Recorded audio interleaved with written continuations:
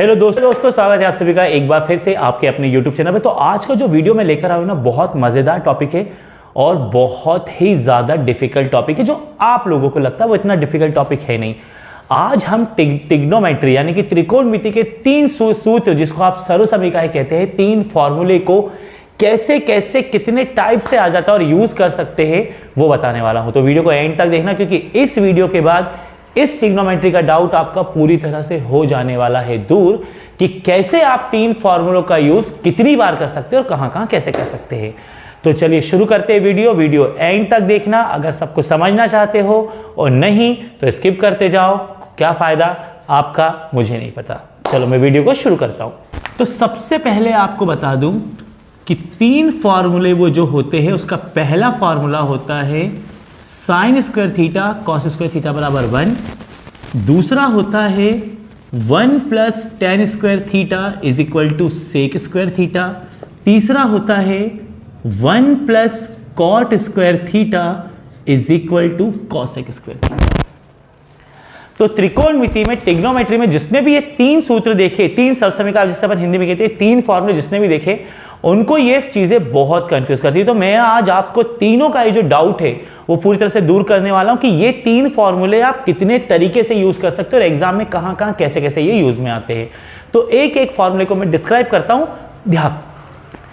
एक फॉर्मूले को मैं डिस्क्राइब करता हूं, ध्यान से देखिए। तो इस सर्वसमीकरण को समझना है, इस फॉर्मूले को समझना है, तो सबसे पहले एक बात को गहराई से समझना है कि चाहे sign square theta plus cos square theta लिखा हो, चाहे cos square theta plus sine square theta लिखा हो, कोई फर्क नहीं पड़ता, सॉल्यूशन हमेशा 1 होगा। अब इस फॉर्मूले में जो आपको समझना है वो ये चीज है कि साइन और कॉस स्क्वायर में हो, भले ही आगे पीछे लिखा हो चलेगा, साइन और कॉस स्क्वायर में हो और बीच में प्लस लगा हो, साइन और कॉस स्क्वायर में हो और बीच में प्लस लगा हो, और उसके बाद उनका एंगल यानी उनका जो ये कोण होता है जो साथ में लिखा है ये सेम हो, तभी जाके आपको इक्वल टू में 1 मिलेगा, वरना तो आपको नहीं मिलेगा। तो पहला सबसे इंपॉर्टेंट डाउट, साइन कॉस लिखा हो, कॉस साइन लिखा हो, कोई फर्क नहीं पड़ता, दोनों पे स्क्वायर होना चाहिए, दोनों के बीच में प्लस होना चाहिए, और उनका जो कोण है यानी कि जो एंगल है वो सेम होना चाहिए, तब आप उसको 1 लिख सकते हो। चाहे ये आपके पास लिखा आए cos square A plus sine square A, चाहे आपके पास लिखा आए cos square B plus sine square B, या आपके पास कोई नंबर आ जाए cos square 25 degree plus sine square 25 degree, कोई फर्क नहीं पड़ता, तीनों का सॉल्यूशन आप 1 बोलेंगे, क्योंकि आपके इस सर्वसमीकरण के अंदर इस फॉर्मूले में दोनों का एंगल बिल्कुल सेम है और बीच में प्लस लगा है, ऊपर स्क्वायर लगा है, इक्वल टू में 1 आप तब ले सकते हैं। तो हम इस सर्वसमीकरण को, इस फॉर्मूले को इसके थ्रू जानते हैं, और ये कंफ्यूजन भी हो जाता है कि साइन पहले लिखे या कॉस पहले लिखे। आप साइन भी पहले लिख सकते हैं, आप कॉस भी पहले लिख सकते हैं, इससे कोई फर्क नहीं पड़ता। बस आपको यह ध्यान देना है कि दोनों का एंगल सेम होना चाहिए, ऊपर स्क्वायर होना चाहिए और बीच में प्लस होना चाहिए। फिर चाहे वो एंगल कोई सा भी हो, वो कोण कोई सा भी हो, नंबर हो, कोई अल्फाबेट हो, कुछ भी हो, पूरे का सॉल्यूशन क्या होता है? 1 होता है। ठीक है, सबसे इंपॉर्टेंट ये डाउट। अब मान लो यही चीज कभी आप फेस कर रहे हो, आपके पास आ जाए कि यहां पर आपके पास लिखा हो साइन स्क्वायर 25 डिग्री, नंबर में ले रहा हूं, और यहां आ जाए कॉस स्क्वायर 35 डिग्री, तो आप सोचो इसको 1 लिख देंगे, तो नहीं लिख सकते, क्योंकि यहां 25 है और यहां 35 है, जबकि उसके लिए ये दोनों का सेम होना जरूरी है। तो पहली चीज आज आपको ये क्लियर कर लीजिए अपने माइंड में कि cos square sine square cos square कोई फर्क नहीं पड़ता, दोनों पे स्क्वायर हो, बीच में प्लस हो, तो उसका सॉल्यूशन होता है 1। अपने माइंड में ये बात कर लीजिए सेट, बात खत्म। ठीक है, पहली बात ये हो गई। अब ये फॉर्मूला कितने तरीके से यूज में आता है देखिए। मेन फॉर्मूला तो लिखा जाता है, चाहे कॉस को पहले लिख लो, साइन को, मैं साइन को लिख रहा हूं कि sine square theta cos square theta is equal to 1।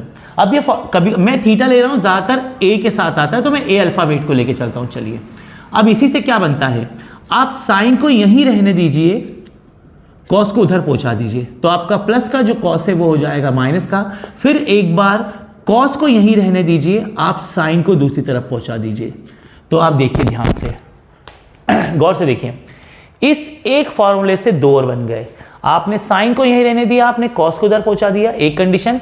Cos को यहीं रहने दीजिए, साइन को उधर पहुंचा दिया, एक कंडीशन। अब ये यूज कैसे होती है, किसी किसी क्वेश्चन में कहीं कहीं ऐसा होता है कि कभी कभी 1 माइनस कॉस स्क्वायर आता है, आप वहां साइन स्क्वायर रख सकते हो, या 1 माइनस साइन स्क्वायर आता है, आप वहां कॉस स्क्वायर रख सकते हो, या फिर कहीं पर साइन स्क्वायर ए आ रहा है तो आप वहां 1 माइनस कॉस स्क्वायर रख दो, या कहीं पर कॉस स्क्वायर आ रहा है तो आप वहां पे 1 माइनस साइन रख दो।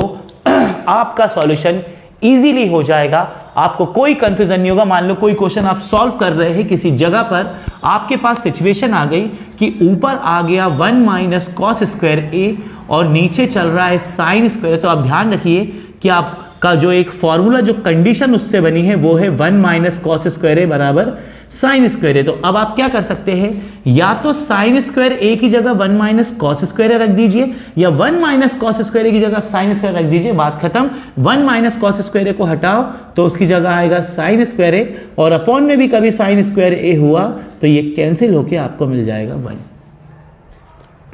कहने का मतलब है वो फॉर्मूला दोनों तरफ से यूज होगा, यानी उस एक फॉर्मूले से दो और बनेंगे और वो दोनों फॉर्मूले आपको यूज में आ सकते हैं। और ये भी पॉसिबल है, ध्यान से रखिए, कभी कभी तो ये भी पॉसिबल है कि आपने यहां लिखा हुआ है कॉस स्क्वायर और यहां पहुंचा के रखा है 1 माइनस साइन स्क्वायर, लेकिन कभी कभी कोई सिचुएशन आ गई कि ये चीज आपको रूट के अंदर मिल रही है, तो आपको टेंशन नहीं लेना है, आप यहां से स्क्वायर हटाएंगे तो इस पे लग जाएगा रूट, यानी आप सीधे 1 माइनस साइन स्क्वायर की जगह क्या पुट कर सकते हैं, कॉस ए।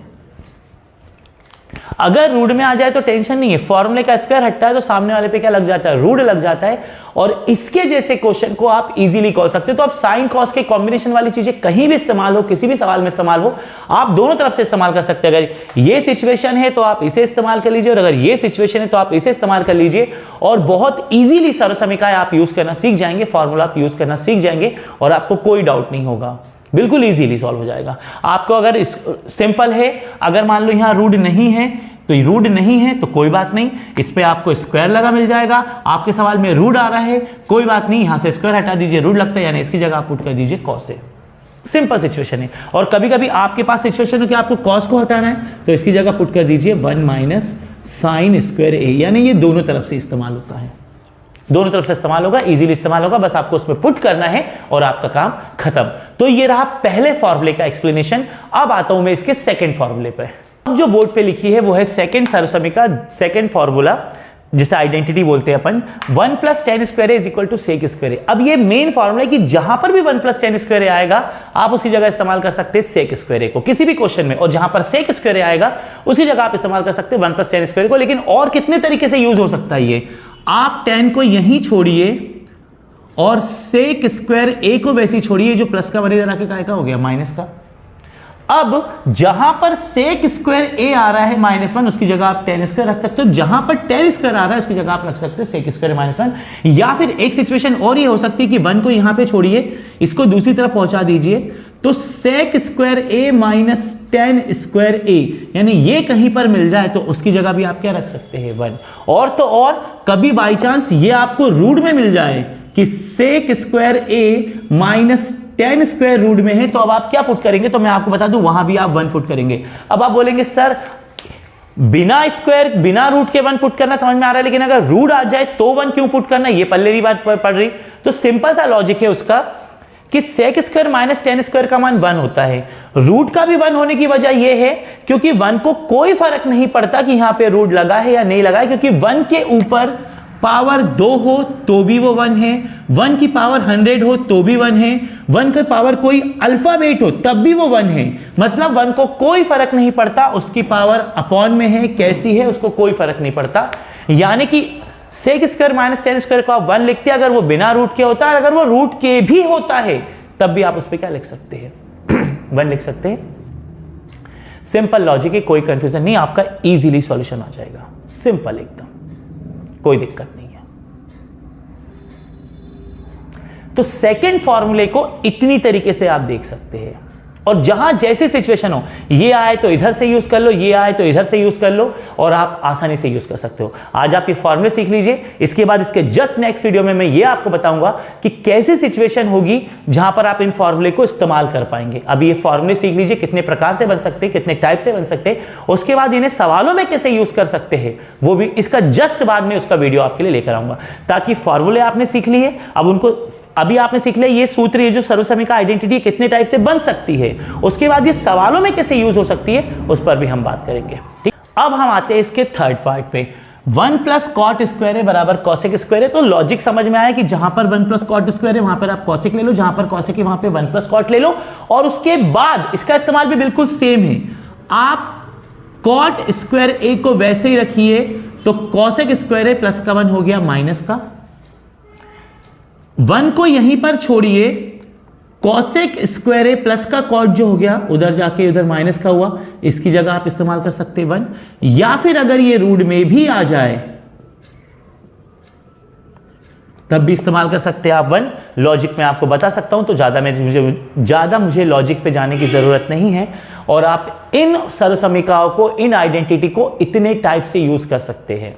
तो ये जो 3 फॉर्मूले हैं ये इतने प्रकार से आते हैं। तो इसका ये वीडियो मैंने आपके लिए बनाया है ताकि आपको ये पता चल जाए कि इन आइडेंटिटी सर्वसमीकाओं को आप कितने तरीके से लिख सकते हैं। इसके जस्ट बाद जो वीडियो आएगा वो ये आएगा कि इन सर्वसमीकाओं को, इन आइडेंटिटीज को आप सवालों में जब क्वेश्चन आएंगे तो कैसे क्वेश्चन आएंगे और आप कैसे इस्तेमाल कर सकते हो, उस पर मैं एक वीडियो बनाऊंगा ताकि आपको इनको यूज करना पूरी तरह से आ जाए।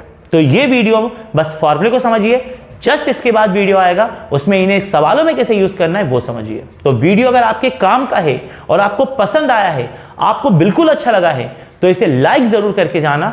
और आपकी मर्जी है, अगर आपको लग रहा है कि मेरे चैनल से आप कुछ सीख सकते हो, कुछ सीख रहे हो, कोई नए जुड़े हो, तो चैनल को सब्सक्राइब कर देना, वरना कोई बात नहीं है, बिना सब्सक्राइब करे भी आप सवालों को देख सकते हैं, सीख सकते हैं।